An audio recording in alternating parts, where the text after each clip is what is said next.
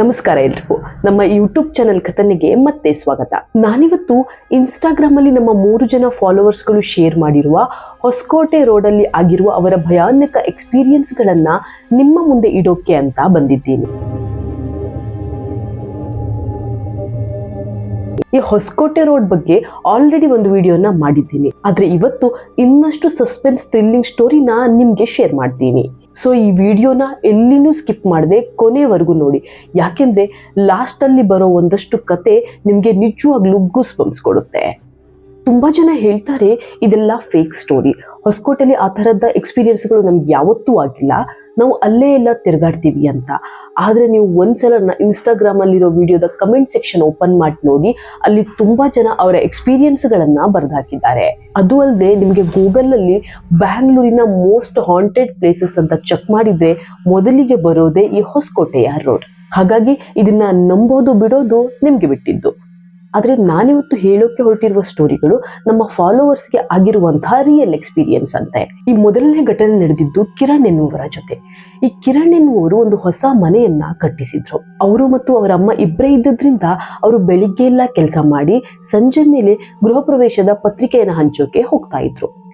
ಅವತ್ತು ಕೂಡ ಅದೇ ರೀತಿ ಅವರು ಸಂಜೆ 4ರಿಂದ 5 ಗಂಟೆ ಹಾಗೆ ಕಾರ್ಡ್ನ ಹಂಚೋಕೆ ಅಂತ ಹೋಗ್ತಾರೆ. ಅವತ್ತು ಅವರು ಅವರ ಅಕ್ಕನ ಮನೆಗೂ ಕೂಡ ಹೋಗ್ಬೇಕು ಅನ್ನೋ ಪ್ಲಾನ್ ಮಾಡ್ಕೊಂಡಿದ್ರು. ಅವರ ಅಕ್ಕನ ಮನೆ ಇರೋದು ಹೊಸಕೋಟೆಯಲ್ಲಿ. ಹಾಗಾಗಿ ಇವರು ಹೊಸಕೋಟೆಯಲ್ಲಿ ಇರುವ ಕೆಲವು ರಿಲೇಟಿವ್ಸ್ ಮನೆಗಳಿಗೆಲ್ಲ ಕಾರ್ಡ್ ಕೊಟ್ಟು ಕೊನೆಗೆ ಅಕ್ಕನ ಮನೆಗೆ ಹೋಗಿ ನೈಟ್ ಅಲ್ಲೇ ಸ್ಟೇ ಮಾಡಿ ಬೆಳಿಗ್ಗೆ ಬರೋಣ ಅಂತ ಪ್ಲಾನ್ ಮಾಡ್ಕೊಂಡಿದ್ರು. ಈ ಕಾರಣಕ್ಕೆ ಅವರು ಅವರ ಅಮ್ಮನನ್ನು ಕೂಡ ಕರ್ಕೊಂಡು ಹೋಗ್ತಾರೆ. ಕಿರಣ್ ಹತ್ರ ಒಂದು ಅವೆಂಜರ್ ಬೈಕ್ ಇತ್ತು. ಆ ಬೈಕಲ್ಲಿ ತಮ್ಮ ಅಮ್ಮನನ್ನ ಕೂರಿಸಿಕೊಂಡು ತಮ್ಮ ಎಲ್ಲಾ ಸಂಬಂಧಿಕರ ಮನೆಗೆ ಕಾರ್ಡ್ ಹಂಚ್ಕೊಂಡು ಹೋಗ್ತಾರೆ. ರಾತ್ರಿ ಸುಮಾರು 10:30 ಆಗಿರಬಹುದು. ಅವರ ಅಕ್ಕ ಕಾಲ್ ಮಾಡ್ತಾರೆ, ಊಟಕ್ಕೆ ಕಾಯ್ತಾ ಇದ್ದೀವಿ, ಎಷ್ಟೊತ್ತಾಗುತ್ತೆ ಬರೋದು ಅಂತ. ಆಗ ಕಿರಣ್, ಇಲ್ಲೇ ಚಿಕ್ಕಪ್ಪನ ಮನೇಲಿದ್ದೀವಿ, ಇನ್ನೊಂದು ಅರ್ಧ ಗಂಟೆಯಲ್ಲಿ ಅಲ್ಲಿರ್ತೀವಿ, ನೀವೇನು ನಮಗೆ ಕಾಯೋಕೆ ಹೋಗೋದು ಬೇಡ, ಊಟ ಮಾಡಿ, ನಾವು ಬಂದು ಊಟ ಮಾಡ್ತೀವಿ ಅಂತ ಹೇಳ್ತಾರೆ. ಅವರ ಅಕ್ಕ, ಸರಿ ಬೇಗ ಬನ್ನಿ, ನಾವು ಕಾಯ್ತಿರ್ತೀವಿ ಅಂತ ಹೇಳಿ ಫೋನ್ ಇಡ್ತಾರೆ. ಆಗ ಕಿರಣ್ ಅವರ ಅಮ್ಮನ ಹತ್ತಿರ, ಅಮ್ಮ ಹೊರಡೋಣ, ಅಕ್ಕ ಕಾಯ್ತಾ ಇದ್ದಾಳಂತೆ, ಊಟಕ್ಕೆ ಟೈಮ್ ಆಯ್ತಲ್ವಾ ಅಂತ ಹೇಳಿದಾಗ ಅಮ್ಮ ಮತ್ತೆ ಕಿರಣ್ ಅಲ್ಲಿಂದ ಹೊರಡ್ತಾರೆ. ಕಿರಣ್ ಬೈಕ್ ತಗೊಂಡು ಒಂದು 6 ತಿಂಗಳಾಗಿತ್ತಷ್ಟೇ. ಅವರಿಬ್ರು ಬೈಕಲ್ಲಿ ಹೋಗ್ತಿರ್ಬೇಕಾದ್ರೆ ಸಡನ್ ಆಗಿ ಬೈಕ್ ಸ್ಟಾಪ್ ಆಗುತ್ತೆ. ಕಿರಣ್ ಎಷ್ಟೇ ಸಲ ಕಿಕ್ ಹೊಡೆದು ಬೈಕ್ ಸ್ಟಾರ್ಟ್ ಮಾಡೋಕ್ಕೆ ಟ್ರೈ ಮಾಡಿದ್ರು ಕೂಡ ಬೈಕ್ ಸ್ಟಾರ್ಟ್ ಆಗ್ತಾ ಇರಲ್ಲ. ಕಿರಣ್ಗೆ ಏನೋ ಸುಟ್ಟೋಗಿರೋ ತರ ಸ್ಮೆಲ್ ಬರುತ್ತೆ. ನನ್ನ ಹತ್ರ ಕೆಳಗಿಳಿಯಮ್ಮ ನೋಡೋಣ ಅಂತ ಇಬ್ರು ಕೆಳಗಿಳಿದ್ ನೋಡಿದಾಗ ಬೈಕ್ನ ಇಂಜಿನ್ನಲ್ಲಿ ಸಣ್ಣದಾಗಿ ಬೆಂಕಿ ಕಾಣಿಸ್ಕೊಂಡಿತ್ತಂತೆ. ಕಿರಣ್ಗೆ ಏನ್ ಮಾಡ್ಬೇಕು ಅಂತಾನೆ ಗೊತ್ತಾಗಲ್ಲ. ಹೊಸ ಬೈಕ್ ಬೇರೆ, ಅಲ್ಲೆಲ್ಲೂ ಹತ್ರದಲ್ಲಿ ಮೆಕ್ಯಾನಿಕ್ ಶಾಪ್ ಕೂಡ ಇಲ್ಲ, ಯಾವುದೇ ಗಾಡಿಗಳು ಕೂಡ ತಿರುಗಾಡ್ತಾ ಇಲ್ಲ, ರೋಡಲ್ಲಿ ಒಂದೇ ಒಂದು ಸ್ಟ್ರೀಟ್ ಲೈಟ್ ಇಲ್ಲ. ಸ್ವಲ್ಪ ಭಯ ಆಗೋಕೆ ಶುರುವಾಗುತ್ತೆ. ಹಂಗೋ ಹಿಂಗೋ ಮಾಡಿ ಆ ಬೆಂಕಿಯನ್ನ ಕಿರಣ್ ಆರಿಸ್ತಾನೆ. ಆದ್ರೆ ಬೈಕ್ ಸ್ಟಾರ್ಟ್ ಮಾಡೋಕೆ ಹೋದ್ರೆ ಬೈಕ್ ಸ್ಟಾರ್ಟ್ ಆಗ್ತಾನೆ ಇರಲ್ಲ.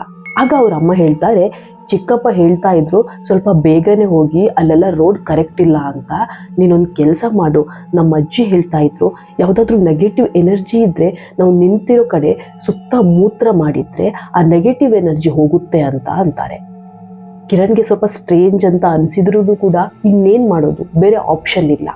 ಆಲ್ರೆಡಿ ಕತ್ಲಾಗ್ಬಿಟ್ಟಿದೆ, ಆ ಜಾಗ ನೋಡಿದ್ರೇನೆ ಭಯ ಆಗೋ ತರ ಇತ್ತು. ಅದಕ್ಕೆ ಕಿರಣ್ ಏನ್ ಮಾಡ್ತಾರೆ, ಆ ಬೈಕ್ನ ಸುತ್ತ ಮೂತ್ರ ಮಾಡ್ತಾರೆ. ಒಂದು 5 ನಿಮಿಷ ಎಲ್ಲ ಸೈಲೆಂಟ್ ಆಗಿತ್ತು. ಮತ್ತೆ ಹೋಗಿ ಕಿರಣ್ ಬೈಕ್ ಸ್ಟಾರ್ಟ್ ಮಾಡಿ ನೋಡಿದ್ರೆ ಆ ಬೈಕ್ ಸ್ಟಾರ್ಟ್ ಆಯ್ತಂತೆ. ಅವರಿಬ್ರು ಹೋಗಿ ಆ ಬೈಕ್ನ ಹತ್ತಿ ಕುತ್ಕೊಂಡು ಒಂದು 20 ಮೀಟರ್ ಮುಂದೆ ಹೋದ್ಮೇಲೆ ಕಿರಣ್ ಮಿರರ್ ಅಲ್ಲಿ ನೋಡಿದಾಗ ಅವನ ಹಿಂದೆ ಯಾರೋ ನಿಂತ್ಕೊಂಡಿರೋ ತರ ಕಾಣಿಸ್ತಾ ಇತ್ತು. ಆದ್ರೆ ಅದು ಮನುಷ್ಯನ ಏನು ಅಂತ ಗೊತ್ತಾಗ್ತಾ ಇರ್ಲಿಲ್ಲ, ಒಂದು ರೀತಿಯ ಶ್ಯಾಡೋ ತರ ಇತ್ತು. ಆಗ ಕಿರಣ್ ಅವರ ಅಮ್ಮನ ಹತ್ರ ಕೂಡ ಅದನ್ನ ನೋಡೋಕೆ ಹೇಳ್ತಾನೆ. ಅವರ ಅಮ್ಮ ಕೂಡ ಅದನ್ನ ನೋಡಿ, ನೀನ್ ಹಿಂದೆ ತಿರುಗಿ ನೋಡಬೇಡ, ಹಿಂದೆ ತಿರುಗಿ ನೋಡಿದ್ರೆ ಅದು ಯಾವುದೇ ಕಾರಣಕ್ಕೂ ನಮ್ಮನ್ನ ಬಿಡಲ್ವಂತೆ, ನೀನು ಹಾಗೆ ಸೀದಾ ಮುಂದೆ ಹೋಗು ಅಂತ ಹೇಳ್ತಾರೆ. ನಂತರ ಅವರು ಅಕ್ಕನ ಮನೆಯನ್ನ ರೀಚ್ ಆಗಿ ಅವ್ರ ಹತ್ರ ಇದನ್ನೆಲ್ಲ ಹೇಳಿದಾಗ ಅವರು ಕೂಡ ಅದನ್ನೇ ಹೇಳ್ತಾರೆ. ಅದಕ್ಕೆ ಹೇಳಿದ್ದು ತುಂಬಾ ಲೇಟ್ ಮಾಡಬೇಡಿ, ಬೇಗ ಬನ್ನಿ ಅಂತ. ಇದಿಷ್ಟು ಕಿರಣ್ ಅವರಿಗೆ ಆದ ಒಂದು ರಿಯಲ್ ಎಕ್ಸ್ಪೀರಿಯನ್ಸ್. ಇನ್ನು ಈ 2ನೇ ಘಟನೆ ನಡೆದಿದ್ದು ಶಂಕರ್ ಎನ್ನುವರ ಜೊತೆ. ಈ ಶಂಕರ್ ಎನ್ನುವರು ಒಬ್ರು ಓಲಾ ಡ್ರೈವರ್ ಆಗಿರ್ತಾರೆ. ಇವರು ಏರ್ಪೋರ್ಟ್ಗೆ ಒಂದು ಡ್ರಾಪ್ನ ಮಾಡಿ ವಾಪಸ್ ಬರಬೇಕಾದ್ರೆ ಇವರಿಗೆ ಒಂದು ರೈಡ್ ಬೀಳುತ್ತೆ. ಸೊ ಹೇಗೋ ಆನ್ ದಿ ವೇನೆ ಅಲ್ವಾ ಇರೋದು, ಇದೊಂದು ರೈಡ್ನ ಪಿಕ್ ಮಾಡಿ ಹಾಗೆ ಮನೆಗೆ ಹೋಗೋಣ ಅಂತ ಹೇಳಿ ಶಂಕರ್ ಪಿಕಪ್ ಪಾಯಿಂಟ್ ಕಡೆ ಹೊರಡ್ತಾರೆ. ಪಿಕಪ್ ಪಾಯಿಂಟ್ ಇನ್ನೇನೊಂದು 50 ಮೀಟರ್ ದೂರ ಇರಬೇಕಾದ್ರೆ ಶಂಕರ್ಗೆ ರೋಡ್ನ ಪಕ್ಕದಲ್ಲಿ ಒಂದು ಹುಡುಗಿ ಲಗೇಜ್ ಎಲ್ಲ ಹಿಡ್ಕೊಂಡು ನಿಂತ್ಕೊಂಡಿರೋದು ಕಾಣಿಸುತ್ತೆ. ಆಟೋ ಹತ್ರ ಹೋಗ್ತಿದ್ದಂಗೆ ಆ ಹುಡುಗಿ ಆಟೋಗೆ ಕೈ ಅಡ್ಡ ಹಾಕ್ತಾಳೆ. ಶಂಕರ್ ಆಟೋವನ್ನ ನಿಲ್ಲಿಸಿ, ನೀವೇನೋ ಮೇಡಮ್ ಬುಕ್ ಮಾಡಿರೋದು ಅಂದಾಗ ಅವಳು ಹೌದು ಅಂತ ತಲೆ ಅಲ್ಲಾಡಿಸ್ತಾಳೆ. ಆಗ ಶಂಕರ್ ಬನ್ನಿ ಅಂತ ಹೇಳಿದಾಗ ಅವಳು ಸರ್ ಲಗೇಜ್ ಎಲ್ಲ ಇದೆ, ಸ್ವಲ್ಪ ಕೆಳಗೆ ಬಂದು ಆ ಲಗೇಜ್ನ ಆಟೋ ಒಳಗಡೆ ಇಡಿ ಅಂತ ಹೇಳಿದಾಗ ಓಕೆ ಸರಿ ಬರ್ತೀನಿ ಅಂತ ಹೇಳಿ ಟ್ರಿಪ್ ಸ್ಟಾರ್ಟೆಡ್ ಅಂತ ಕೊಡ್ತಾನೆ. ನಡೆದಿರೋದು 2016ರಲ್ಲಿ. ನಿಮ್ಗೆ ಗೊತ್ತಿರ್ಬೋದು, ಅವಾಗೆಲ್ಲ OTP ಹೇಳಬೇಕು ಅಂತ ಇರಲಿಲ್ಲ. ಪ್ಯಾಸೆಂಜರ್ಗಳು ಬಂದ ತಕ್ಷಣ ಡ್ರೈವರ್ಗಳು ಟ್ರಿಪ್ ಸ್ಟಾರ್ಟೆಡ್ ಅಂತ ಸ್ಟಾರ್ಟ್ ಮಾಡ್ಕೊಂಡು ಹೋಗ್ತಾ ಇದ್ರು. ಆಗ ಯಾವುದೇ ರೀತಿಯ OTPಗಳು ಇರಲಿಲ್ಲ, ಜಸ್ಟ್ ಮೊಬೈಲ್ ನಂಬರ್ ಮಾತ್ರ ಅದರಲ್ಲಿ ಇರ್ತಾ ಇತ್ತು. ಹಾಗಾಗಿಯೇ ಶಂಕರ್ ಟ್ರಿಪ್ ಸ್ಟಾರ್ಟೆಡ್ ಅಂತ ಕೊಟ್ಟು ಇನ್ನೇನು ಆಟೋದಿಂದ ಕೆಳಗಿಳಿಬೇಕು, ಆವಾಗ ಶಂಕರ್ಗೆ ಕಾಲ್ ಬರುತ್ತೆ. ಶಂಕರ್ ಕಾಲ್ ಪಿಕ್ ಮಾಡಿದಾಗ ಆ ಕಡೆಯಿಂದ ಒಂದು ಹುಡುಗಿಯ ಧ್ವನಿ ಕೇಳುತ್ತೆ. ಸರ್ ಯಾಕೆ ಟ್ರಿಪ್ ಸ್ಟಾರ್ಟೆಡ್ ಅಂತ ಕೊಟ್ಟಿದ್ದೀರಾ? ನೀವಿನ್ನೂ ನನ್ನ ಪಿಕಪ್ ಪಾಯಿಂಟ್ಗೆ ಬಂದಿಲ್ಲ, 50 ಮೀಟರ್ ಹಿಂದೆ ಬೇರೆ ಇದ್ದೀರಾ, ನಾನು ಇನ್ನೂ 50 ಮೀಟರ್ ಮುಂದೆ ಇರೋದು ಸರ್, ಇಲ್ಲಿ ಬನ್ನಿ ಅಂತ ಹೇಳ್ತಾಳೆ. ಆಗ ಶಂಕರ್ಗೆ ಗೊತ್ತಾಗುತ್ತೆ ನನ್ನ ಆಟೋ ಬುಕ್ ಮಾಡಿರೋದು ಈ ಹುಡುಗಿ ಅಲ್ಲ ಅಂತ.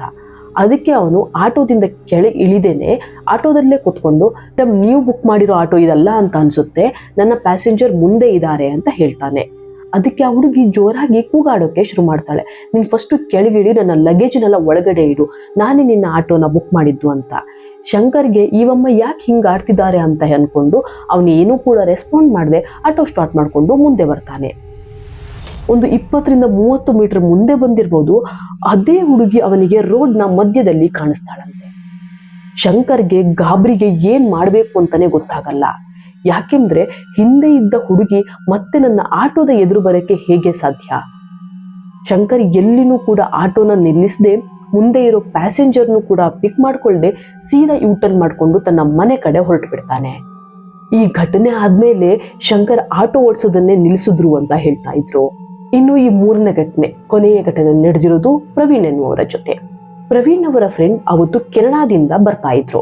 ಹಾಗಾಗಿ ಅವರ ಫ್ರೆಂಡ್ ಪ್ರವೀಣ್ಗೆ ಕಾಲ್ ಮಾಡಿ, ಮಗ 10 ಗಂಟೆಗೆ ನನ್ನ ಫ್ಲೈಟ್ ಲ್ಯಾಂಡ್ ಆಗುತ್ತೆ, ಸೊ ನೀನು ಬಂದು ಪಿಕ್ ಮಾಡ್ಕೊಂಡು ಹೋಗು ಅಂತ ಹೇಳಿರ್ತಾರೆ. ಅದಕ್ಕೆ ಪ್ರವೀಣ್ ಸರಿ ಕಣೋ ನಾನು ಬರ್ತೀನಿ ಅಂತ ಕೂಡ ಹೇಳಿದ್ರು. ಪ್ರವೀಣ್ ಮನೆಯಲ್ಲಿ ಊಟ ಎಲ್ಲ ಮಾಡ್ಕೊಂಡು ಹೊರಡಬೇಕಾದ್ರೆ ಅವರ ಅಮ್ಮ ಹೇಳ್ತಾರೆ, ಇವತ್ತು ಅಮಾವಾಸ್ಯೆ, ಅವನ ಹತ್ರ ಅಲ್ಲಿಂದ ಟ್ಯಾಕ್ಸಿ ಮಾಡ್ಕೊಂಡೆ ಬರೋಕ್ ಹೇಳು, ನೀನ್ ಯಾಕೆ ಇಷ್ಟೊತ್ತಲ್ಲಿ ಹೋಗ್ತೀಯಾ, ಸುಮ್ಮನೆ ಯಾಕೆ ಪ್ರಾಬ್ಲಮ್ ಅಂತ ಹೇಳಿದ್ರು ಕೂಡ ಪ್ರವೀಣ್ ಅವರ ಮಾತನ್ನ ಕೇಳೋಕ್ ಹೋಗಲ್ಲ.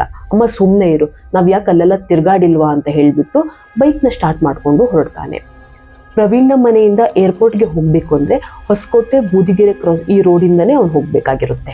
ಒಂದು 10:50 ಹಾಗೆ ಪ್ರವೀಣ್ ಹೊಸಕೋಟೆ ರೋಡ್ ಹತ್ರ ಹೋಗ್ತಾ ಇರ್ತಾನೆ. ಒಬ್ನೇ ಅಲ್ಲಿವರೆಗೆ ಹೋಗೋಕೆ ಬೋರ್ ಆಗುತ್ತೆ ಅಂತ ಅವನ ಫ್ರೆಂಡ್ಗೆ ಕಾಲ್ ಮಾಡಿ ಫೋನಲ್ಲಿ ಮಾತಾಡ್ಕೊಂಡು ಬೈಕಲ್ಲಿ ಹೋಗ್ತಾ ಇರ್ತಾನೆ. ಆಗ ಅವನಿಗೆ ಸಡನ್ ಆಗಿ ಬೈಕ್ ಒಂದ್ ಕಡೆ ವಾಲ್ದ ಹಾಗೆ ಆಗುತ್ತೆ. ಅವನ ಫ್ರೆಂಡ್ ಹತ್ರ ಹೇಳ್ತಾನೆ, ಮಗ ಬೈಕ್ ಒಂದೇ ಕಡೆ ವಾಲ್ತಾ ಇದೆ, ಮೋಸ್ಟ್ಲಿ ಏನೋ ಪ್ರಾಬ್ಲಮ್ ಆಗಿದೆ ಅನ್ಸುತ್ತೆ, ನಾಳೆ ಒಂದ್ಸಲ ಸರ್ವಿಸಿಗೆ ಕೊಟ್ಟು ಬರೋಣ, ನೀನು ಫ್ರೀ ಇದೆಯಾ ಅಂತ ಕೇಳ್ತಾನೆ. ಅದಕ್ಕೆ ಅವನ ಫ್ರೆಂಡ್ ಸರಿ ಆಯ್ತು ಕಣೋ ಹೋಗಿ ಬರೋಣ ಅಂತ ಹೇಳ್ತಾನೆ. ಹಾಗೆ ಇನ್ನೂ ಸ್ವಲ್ಪ ಮುಂದೆ ಹೋಗ್ತಿದ್ದಂಗೆ ಪ್ರವೀಣ್ಗೆ ಮತ್ತೆ ಹಿಂದಿನಿಂದ ಯಾರೋ ಜೋರಾಗಿ ಅವನ ಬೈಕ್ನ ಹಿಡಿದು ಎಳೆದ ಹಾಗೆ ಆಗುತ್ತೆ. ಸಡನ್ ಆಗಿ ಪ್ರವೀಣ್ ಬೈಕ್ನ ಸ್ಟಾಪ್ ಮಾಡ್ತಾನೆ. ಫ್ರೆಂಡ್ ಹತ್ತಿರ ಇರು ಮಗ ನಿಮ್ಗೆ ಕಾಲ್ ಮಾಡ್ತೀನಿ ಅಂತ ಹೇಳಿ ಕಾಲ್ ಕಟ್ ಮಾಡಿ ಬೈಕಿಂದ ಕೆಳಗಿಳಿತಾನೆ. ಪ್ರವೀಣ್ಗೆ ತುಂಬಾ ಗಾಬರಿಯಾಗಿತ್ತು. ಯಾಕೆಂದ್ರೆ ಬೈಕಲ್ಲೇನೋ ಇಶ್ಯೂ ಆಗಿ ಬೈಕ್ ಒಂದ್ ಕಡೆ ಎಳಿತಾ ಇರೋ ತರ ಅವನಿಗೆ ಫೀಲ್ ಆಗ್ತಾ ಇರ್ಲಿಲ್ಲ. ಯಾರೋ ಹಿಂದಿನಿಂದ ಯಾವುದೋ ವ್ಯಕ್ತಿ ಅವನ ಬೈಕನ್ನ ಜೋರಾಗಿ ಎಳೆದಿರೋ ತರ ಅವನಿಗೆ ಫೀಲ್ ಆಗಿತ್ತಂತೆ. ಬೈಕಿಂದ ಕೆಳಗಿಳಿದು ಸುತ್ತಮುತ್ತ ಎಲ್ಲ ನೋಡ್ತಾರೆ. ಅದೇ ಟೈಮಲ್ಲಿ ಅವರಿಗೆ ನೆಲದಿಂದ ಏನೋ ಒಂಥರ ಕೋಲ್ಡ್ ಆಗಿರೋ ತರ ಫೀಲ್ ಆಗುತ್ತೆ. ಕಾದ್ರೆ ಒಂಚೂರು ಗಾಳಿ ಬೀಸ್ತಾ ಇರಲಿಲ್ಲ, ಆದ್ರೆ ಕಾಲೆಲ್ಲ ತುಂಬಾ ಕೋಲ್ಡ್ ಆಗಿರೋ ತರ ಅನ್ಸುತ್ತೆ. ಅವರು ಭಯಕ್ಕೆ ಸೀದಾ ಹೋಗಿ ಬೈಕ್ ಹತ್ತಿ ಕೂತ್ಕೋತಾರೆ. ಮತ್ತೆ ಬೈಕ್ನ ಹಿಂದೆಯಿಂದ ಯಾರು ಎಳ್ದಾಗ ಆಗುತ್ತೆ. ಪ್ರವೀಣ್ಗೆ ಏನ್ ಮಾಡೋದು ಅಂತ ಕೂಡ ಗೊತ್ತಾಗಲ್ಲ. ಫ್ರೆಂಡ್ಗೆ ಕಾಲ್ ಮಾಡೋ ಧೈರ್ಯ ಕೂಡ ಅವನಿಗೆ ಇಲ್ಲ. ಅವನಿಗೆ ಅವನ ಅಮ್ಮ ಹೇಳಿದ್ದೆಲ್ಲ ಒಂದ್ಸಲ ನೆನಪಾಗುತ್ತೆ. ಅವನ ಕಾಲಿಂದ ಎಷ್ಟೇ ಕಂಟ್ರೋಲ್ ಮಾಡಕ್ಕೆ ಟ್ರೈ ಮಾಡ್ತಾ ಇದ್ರು ಕೂಡ ಆ ಬೈಕ್ ಹಿಂದೆನೆ ಹೋಗ್ತಾ ಇತ್ತು. ಆಗ ಪ್ರವೀಣ್ ಸಡನ್ ಆಗಿ ಹನುಮಾನ್ ಚಾಲೀಸ ಹೇಳೋಕೆ ಶುರು ಮಾಡ್ತಾನೆ.